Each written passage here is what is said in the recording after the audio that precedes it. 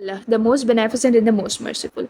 Assalamu alaikum, students. So, the topic of our today's lecture is GAGs or the glycosaminoglycans, which are a type of heteropolysaccharides. Now, what are heteropolysaccharides? These are the polysaccharides which are not made up of the same repeating monosaccharide units, rather they are made up of different repeating monosaccharide units. Okay, so first of all we will have a brief introduction about the GAGs, and then we will discuss about the categories or the types of heteropolysaccharides, and we will be discussing in detail that what are these heteropolysaccharides or the GAGs made up of, and how are they distributed, what are their functions, and all these things. Okay, so let's start with the introduction of GAGs. GAGs are the heteropolysaccharides.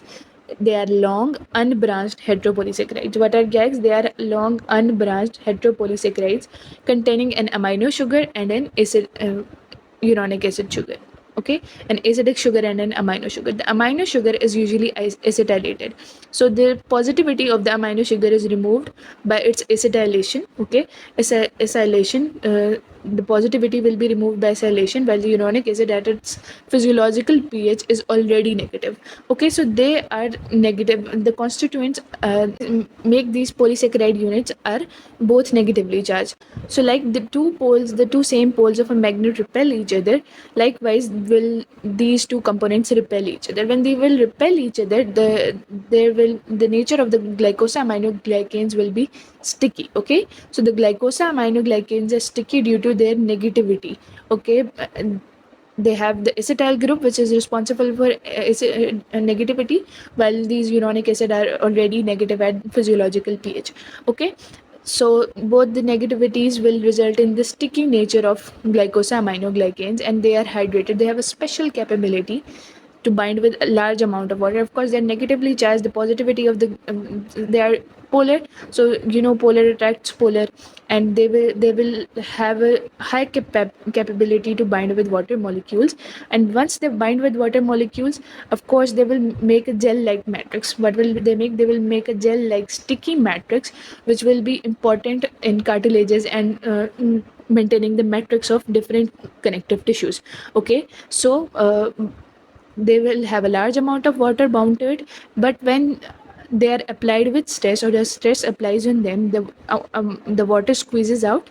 Okay, so when we apply stress on GAGs, the water squeezes out and they are shrink to a smaller volume. When they shrink to a smaller volume, of course they occupy less space, but as soon as the force is removed or the stress is removed, they spring back to their original volume. Okay, so stress is applied, they contract, and they, you may say, they occupy a smaller volume, and of course when the stress will be removed, they will spring back to their original position because of this negativity. Okay, they don't want to stay with each other. Of course, when they don't want to stay with each other and they have got the space, so they will spring back, and this will be important for the resilience of cartilages. Okay, so they are important constituent of cartilages. Now coming towards the categories, we have had a brief introduction of GAGs. Now coming towards the categories of GAGs or glycosaminoglycans. So there are approximately 5 categories of glycosaminoglycans. First we will go through all the categories, all their characteristics, and then I will tell you a bit that how to memorize these categories. Okay, so starting from the hyaluronic acid, you probably would have heard of hyaluronic acid. Hyaluronic acid is the only category of GAG which is sulfate free.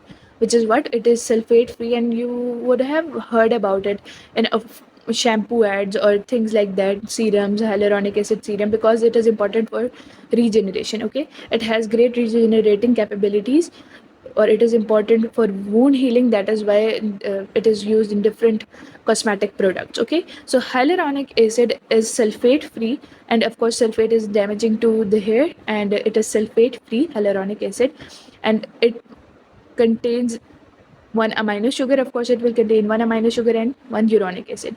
The amino sugar is N-acetyl glucosamine,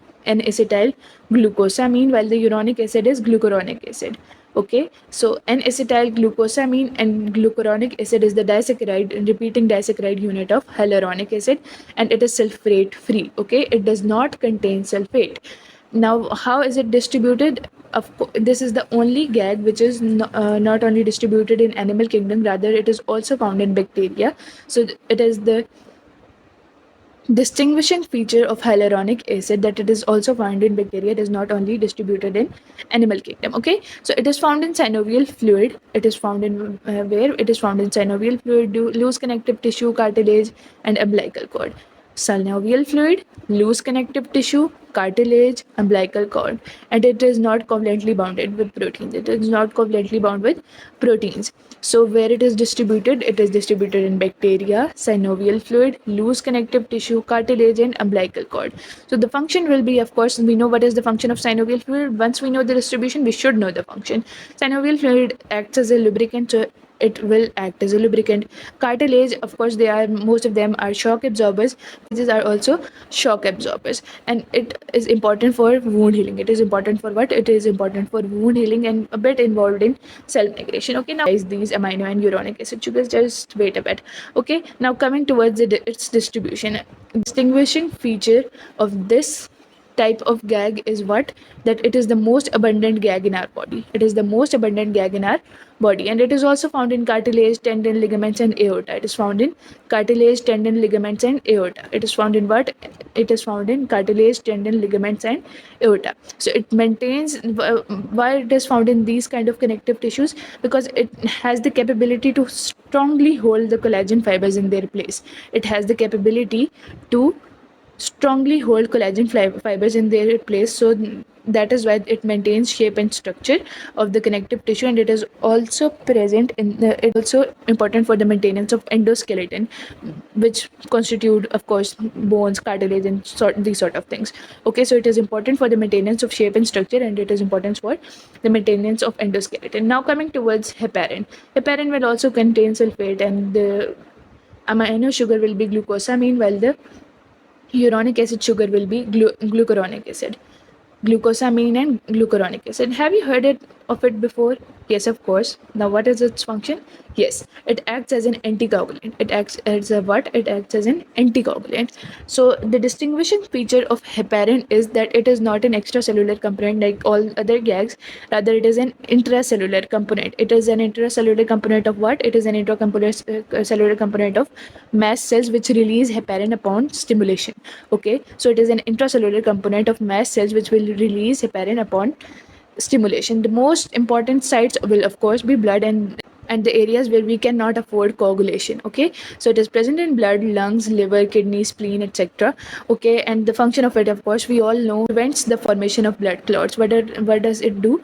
It prevents the formation of blood clots, and it is also involved in the maintenance of plasma membrane. Now coming towards dermatan sulfate, of course, the name shows it contains sulfate. The amino acid sugar will be N-acetyl galactosamine, while the uronic acid sugar is a bit different from the above three. It is hyaluronic acid. It is hyaluronic acid, and it is basically the L-epimer, or we may say levorotatory hyaluronic acid. Okay, and now coming towards the distribution of dermatan sulfate. Dermatan sulfate is widely distributed in blood vessels, heart valves, and skin. Blood vessels, heart valves, and skin. Okay, and its function is to maintenance is its function is the maintenance of structure and shape of different tissues. Its function is what? Its function is the maintenance of shape and structure of different tissues. Now coming towards keratin sulfate. Now keratin sulfate has two distinguishing points. One of the distinguishing point is it does not contain uronic acid. It does not contain any uronic acid, and the next distinguishing point is it is the most heterogeneous of all the gags. It is the most heterogeneous of all the gags. Why? Because it contains fucose, mannose, and other monosaccharides in a small quantity. Okay, so it not only of a disaccharide, repeating disaccharide unit, rather it constitutes of many other monosaccharides too. So the amino acid acidic sugar is N-acetyl galactosamine, and there is no uronic acid sugar, rather there is a D-galactose in place of it. And what is there? A D-galactose in place of it. And what is its distribution? It is present in corneas, and it is responsible for the transparency of cornea. What is cornea? It is the transparent part of our eye. It is the transparent part of our eye, and it is responsible, the keratin sulfate is responsible for this transparency. In which type of keratin sulfate? keratin sulfate type 1, and there is a keratin sulfate type 2, which is responsible for, which is present in loose connective tissue and forms aggregates, and it forms aggregates with hyaluronic acid. It forms aggregates with what? It forms aggregates with hyaluronic acid, while the chondroitin sulfate also forms aggregates with hyaluronic acid. Okay, now I will tell you how to memorize the amino acid sugar and the uronic acid sugar thing. Okay, so first of all, you have to memorize this arrangement. How will you memorize it? How can he do corruption? Okay, how can he do corruption? Okay, so you will memorize this arrangement, how can he do corruption, and then you will memorize the amino sugar and uronic acid sugar part. The first will contain glucosamine, then galactosamine, glucosamine, galactosamine, glucosamine. Okay, so it has an alternative pattern: glucosamine, then galactosamine, glucosamine, galactosamine. Okay, so this is how you memorize it. Okay, because it is a bit difficult to memorize, so we should use mnemonics. And the uronic acid, how will you memorize it? First three are glucuronic acid, last one doesn't contain uronic acid, and the second last contains hyaluronic acid. How will you memorize it? First of all, you will memorize the mnemonic that how can he do corruption. Okay, then the amino acid will be alternatively present: glucosamine, galactosamine, glucosamine, galactosamine. And for the uronic acid, we will memorize it as glucuronic acid in the first three, last doesn't contain uronic acid, and the second last contains hyaluronic acid. Okay, so I've made it as easy as possible. I hope you find this video useful. Stay tuned and subscribe.